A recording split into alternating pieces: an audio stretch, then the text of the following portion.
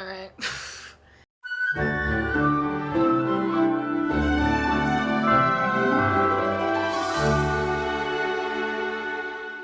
Welcome back to Every Disney Movie Ever. My name is Jess and I'm watching Every Disney Movie Ever. Today I'm going to talk about Camp Rock 2, The Final Jam. Camp Rock 2, The Final Jam is a 2010 Disney Channel original movie about Camp Rock having to face up against Camp Star to find out who has more star power.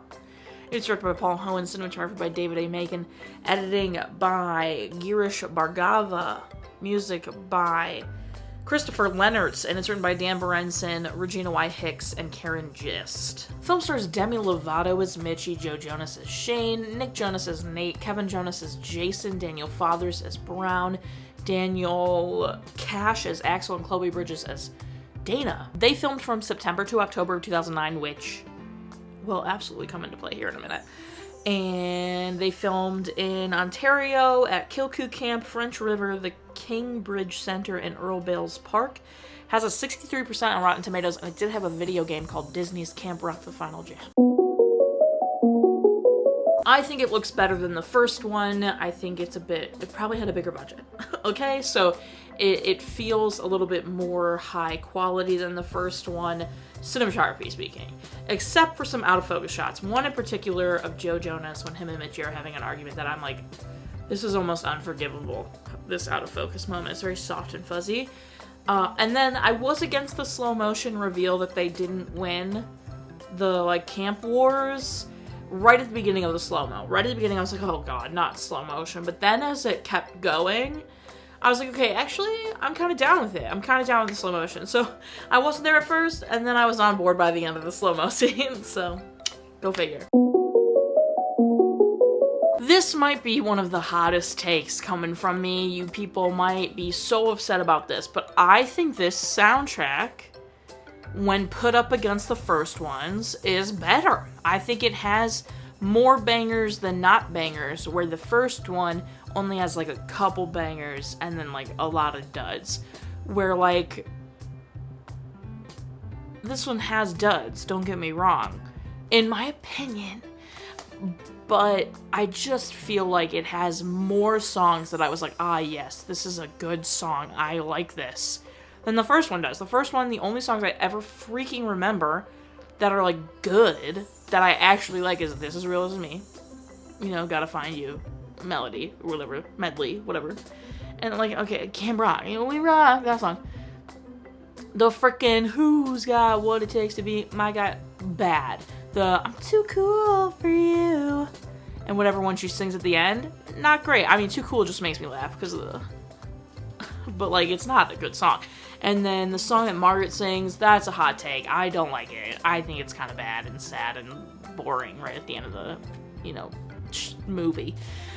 And there's another one they sing while dancing on a bunch of tables that I think is the other one that's okay.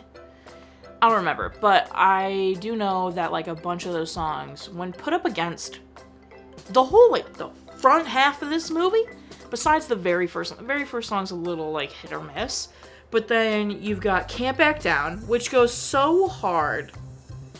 The Fire and Rain duet, so good. The It's On song between the two camps was really good. Introducing Me is good. The two competition songs, I'm sorry. Following all these other songs that have been absolute smashes out of the park, so disappointing. The Camp Star song, I was like, this is awful. I preferred the dude's Fire song that he sang when they were introducing Camp Star. That was really good, but this was so bad. And then Camp Rock's final song was so bad. They're both just not good. And then the final song that they were singing around the campfire was cute and sweet, but it was definitely the last three songs of this movie are the worst. And I'm like, that's not good. Can't Back Down is a certified bop, and then the Fire and Rain is just it's Demi and Joe just out here. So I don't know. I'm a little inclined to say that the music in this one's better, even though it's got a few duds. I feel the first one, the two that are really solid and really good are great, but then the others are I really think Kevin and the kids, Frankie included, really steal this one, okay? I wish we had way more silly, hilarious Kevin. I know that was the thing that they did, like, even in their show Jonas, I'm pretty sure Kevin was, like, the ditzy, dumb one. And I know that's, like, what they went for, and I think that's fine and cute and whatever. In this, it worked. I thought Kevin and Nick have bigger storylines in this one, because obviously in the first one, Kevin and Nick are only in it, like, at the beginning and at the end, really. They're not, like, prominent cast members. It's really the Demi and Joe movie in the first one. This one is much more ensemble. You got Demi and Joe, Demi and Allison Stoner, you've got Nick and Chloe, you've got Kevin and the little ones with Frankie and everything. You got a lot going on. You got Tess and that other guy. You know, so you've got a lot of ensemble moments happening. It is a much more complicated story with all the moving parts, which is nice. I kind of enjoyed pieces of this. I think Mitchie and Shane having like a little spat was almost unnecessary because they solved it almost as soon as they like brought it up. I'm thrilled it wasn't a love triangle because that is always annoying. I think Dana and Nate is some of the stupidest crap ever. I never in a million years.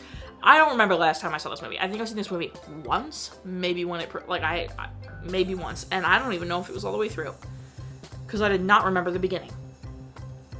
So I have no idea. I never remembered or thought in a million years they were gonna make Nick Jonas a peeping Tom, like a stalker. I never in a million years thought they were going to do that, but he's, like, looking for this girl with binoculars, like, it was, and then she's writing her name on her wrist and saying it's her hand, and saying, I accidentally wrote your name in permanent ink, which is so ew, and yeah, and then I can't feel bad for Tess. They try to keep doing these things where it's like you kind of feel a little bit bad for Tess, and I'm like, why on earth would I feel bad for Tess? She chose to go to Camp Star. She's doing exactly what she, like, you know, it does. She's Tess. And then she's still, like, semi-nice to them. So I'm like, why would I feel bad for her? Like, she chose that. If she didn't want to do it, she can come back. Like, get out of here. And, another thing, this is completely story-related, like, continuity-ish related. It is my understanding that they arrive to camp. Camp Star invites them to, like, meet each other. They're like, ha ha ha. And then he's like, we're gonna poach all these people. They're like, great. Then they lose the counselors, and they're like, wait, the next day they're like, we will be the counselors, and this is what we'll do. And so, like, maybe I could buy a couple days go by of them being the counselors and, like, working with the kids and getting the schedule kinked out. But then they challenge Camp Star. So, like, maybe a week's gone by, right? They go challenge Camp Star. Camp Star accepts the challenge. They show a computer screen that says Camp Wars this Sunday, implying they have, at most, a week to prepare for the Camp Wars. And then immediately after the Camp Wars, Mitchie says to Shane, I'm sorry I didn't spend more time with you this summer. It's been 2 weeks. You're supposed to be there the whole summer. It's been 2 weeks. Summer growing up is like 6, right? It's like part of June, all of July, and part of August, usually, stereotypically. So like it's 8 weeks for some, right? 10 weeks for lucky ones, but it's like 8 weeks. Summer's like 8 weeks. 2 weeks at most. Sorry I didn't spend more time with you this summer. I'm so confused. How much time was supposed to have passed? I don't understand. This Sunday. What? Get your timing right. What are you talking about this Sunday? Anyway, that was a part I didn't like. I think Dana and Nate, so Nick and Chloe's romance, is really unnecessary. I get it. They wanted to have Nick and Kevin in the movie more, and so they went, Kevin's going to be silly with a bunch of children.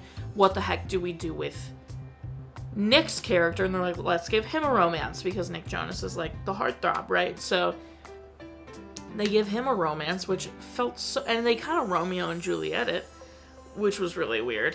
And I don't know, but we get Introducing Me out of it, which is everyone's favorite thing. The competition storyline is interesting. I think that's the part that I'm like, yes, okay. That's the main part of the story that I'm like, yes, okay. I think Dana and Nate's a little unnecessary. I think Mitchie and Shane having a tiff is annoying, but like out of all the storylines they could have done with Mitchie and Shane, I'm not mad. You know what I mean? Like they could have done a love triangle. They could have done a full-on breakup. No. One of my biggest complaints about this movie is the lip syncing. Oh my word. No one knows their song. No one knows anything. They're not, or the editor's not matching it up right. Because, whoa. These, like, the first one, I never noticed, like, any kind of horrible lip syncing to their songs or anything like that. This one, it is rampant. You pay attention to Nick Jonas's mouth during Introducing Me. And his guitar playing, honestly. But pay attention to his mouth during Introducing Me? No way. Demi Lovato, any of her runs, any of her, whatever, during the entire Fire and It's like Fire and Rain. Both of their lip syncing is so bad. It's through the whole movie. It's rampant. I don't understand what happened. I don't know why their lip syncing is so bad. I don't know what they did differently or what, but it is not good. And then in tandem with that, I was going to put it in the next section, but because I'm already talking about lip syncing, the ADR is really bad. Like, Nick's ADR is really bad. And the sound of the ADR isn't great, and it's just not great. And then, Frankie Jonas! I'm just so happy to have Frankie. I didn't realize he was going to be in this as much as he was. I thought he was a cameo. I thought I, like, vaguely remembered him being a cameo, but he's, like, in it. And I'm like, okay, Frankie, go off. The choreography, where do I even begin? Okay, so the first one's choreography is pretty cringe. Like, it's very, you know, the, like, We Rock freaking guitar swing arm. And just, like, Disney knees, you know, all the jokes about Disney knees, is so true. The, like, cringe thing Alison Stoner was forced to do at the keyboard. She's really cool.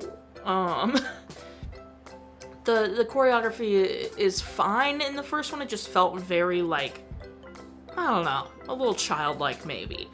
It's like they tried to make up for that in this. First of all, I feel like there's way more choreography in this movie than the first one, which, like, makes sense, whatever. The choreography that is there is so intense. Like, we can't back down. They're, like, crunking. Like, I'm sorry if that is not the right term, but that, like, they're doing that. And, like, it was so much. And then, also, I was down with the, like, big numbers of that, like, fully choreographed. They did a good job. I think, you know, everyone did, like, a fine job doing the choreo. Especially Alison Stoner. However, I feel like there were some songs where, like, super intense choreography started too soon in the song. You know, it's normally, like, when the real chorus starts, you get, like, the big group number. Right? But, like, We Can't Back Down, she's, like, giving this speech, and then as soon as she starts singing, she's like, we can't back down. And it's like, that's a lot. Like, relax, okay? So, I'm on the fence about the choreography. I think it was way more, and more professionally done. Like, it's obvious an actual, real dancer. Sorry, I just remembered that in high school, we had a choreographer for the musicals, and then the choreographer in my early high school career would only do some numbers, like the big numbers, and then our director would do the smaller numbers, and the director's choreography we ended up calling, like, her last name Ography, because I'm not gonna dox her. I love her to death. She's fabulous. I don't think she knows we called it that, though, so I don't want to dox her. But it was iconic, and we would be like, ooh, this is how you know she did it, and not our choreographer Megan. Our choreographer Megan was amazing. She's teaches dance, professional dancer. Anyway, I just remembered it as I was like, it's like a real professional choreographer dancer came in and choreographed this one, where, like, the first one felt like maybe a theater director thought they could do it. I don't know. Anyway, yeah. And then the 2010 fits were 2010ing, okay? Ooh, did it read 2009, 2010. Oh my gosh, the one hat the guy wears, it's like the flat hat with the studs. I had one, okay? The vests, the scarves, the belts, the 2010 fits were 2010. It was really rough. The big belts, and oh my god. Ooh, it was 2010. My favorite part is stupid, don't get mad at me. My favorite part, by far and away, is when Kevin is telling a little kid who wants to be a lead singer that if he wants to be a lead singer, he needs to get tight pants and learn how to play the tambourine. And then Joe Jonas is outside and goes, I heard that! Because if any of you have been Jonas Brothers fans since the good old days of 2008 and 2009, you know that Joe Jonas wore extremely tight pants and really only played the tambourine. He's not a big instrumentation guy. So he got lead singer because they weren't gonna give him just singer, right?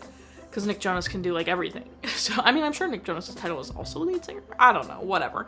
But it was so funny. It was like the funniest joke. I laughed so loud because I was like, dang, they came for Joe.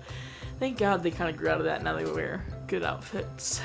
My least favorite part is maybe Dana and Nate. I don't know. That or Axel being an absolute scumbag. He's really the worst.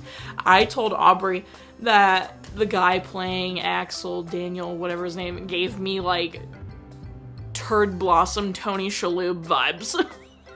Like if Tony Shalhoub tried to be like a cool D-bag. And Aubrey laughed and he said, yeah. Recommend? Sure, I guess. Will I watch again? I don't know. It took me 14 years to watch it again, it sounds like, so I doubt it. I mean, I don't really plan on revisiting the first one either. I'm not a big Camp Rock stan. Maybe when I have kids, I'll take them through. I really want to take my kids through Disney in chronological order just because I think it's an experience. So, like, you know, show them Snow White and all that first, and then eventually, like, get to Camp Rock and see it if they love it. I hope, you know, they're like me and they like High School Musical better. But whatever, Camp Rock is still iconic, still so good. Specific moments. I remembered pretty much none of this besides, like, things that are in Meme Hood and some songs. So this was fun to, like, watch almost with fresh eyes. The acting, I feel like Demi Lovato reined it in a little. Because, you know, in the first one, it's, like, a lot, right? I feel like she reined it in a bit. Like, she learned a little from maybe doing Sunday with a Chance and stuff, but still not great. I'm still not buying it. You know what I mean? Like, it's overacting while simultaneously just not believable. I don't know how to explain it. And then obviously the boys, they're not the best. I know Nick has done more acting as an adult, and he's done fine. Joe, I know, just kind of was like, I'm good. And then Kevin. Kevin's done reality TV, which is fine. They treat it so seriously. Like, I feel like, you know, during We Can't Back Down, they're like, this is serious. And I'm like, I mean, I know, like, they're scared the camp's gonna be shut down or whatever, but I don't know. Like, everything is so serious. And I'm like, okay, I guess. I think it's finally time we talk about the marching through the forest. Okay, the Camp Rock, that scene that has resurfaced on TikTok and is like being edited with people like hearing them come through the woods and stuff. Yeah, that scene is the cringiest scene in this movie. Speaking of, I feel like this movie has a little bit less cringe than Camp Rock 1, but the scenes that are cringe are cringier. They're like cringe to the max. You know, in the first one, we make fun of like, she's really cool, and like the Disney knees, and just like the over smiling, and the like, just too cool for the dress, t-shirts, you know what I mean? Like, we make fun of this stuff, but in this one, the marching through the forest chanting Camp Rock. Oof. Dana admitting to accidentally writing Nate's name on her wrist, but saying her hand. Oof. Again. It's like, oh my god. There's just, the scenes that are cringe are so cringe that it's like painful. It's almost embarrassing. So I just feel like the Camp Rock March is a cultural phenomenon. Like, okay. And the rain, so right at the end, the weather. Okay, so watching the final, like, Camp War sequence where the Camp Rock is going there singing, you can see all of their breaths. Like, big time. Like, there are a couple shots where you see Demi and Joe's breath, like, so vividly that you're like, okay, so it's not summer. Like, it must be freezing for you to see their breath that bad. They must be so cold. So think September, October in Ontario, Canada at night. Okay, this is what we're talking. So it was obviously so cold. And then the final shot, like the final wide shot of them at Camp Rock at the bonfire, singing the song, it was pouring. But in none of the close-up shots is it raining and no one's wet. So in that wide shot, it was pouring rain. You could see it. So it's just funny to, like, see these things that are so obviously not summer. Alright, that's everything I got for Camp Rock 2, the final jam. This duology is something else. That's what I'll say. My final rating is 6. God, what should it be? 6 s'mores out of 10? Our total movie count is. Paris Death Toll and Cry Count are still the same. If you want to keep up with the movie I'm watching when, follow me on all socials. You'll find out what movie I'm watching when. I put up videos every Monday and Friday and sometimes Wednesday. Join Patreon.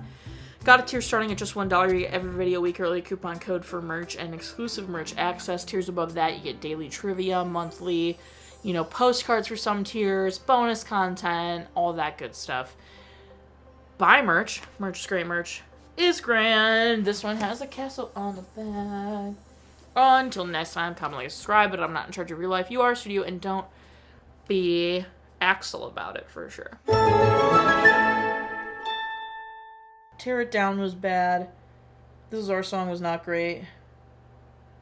I feel like these are songs that aren't in the movie. Interesting. Anyway, I feel like Camp Rock 2 is a stronger soundtrack. Just saying. Just saying. Don't be mad at me. This is serious.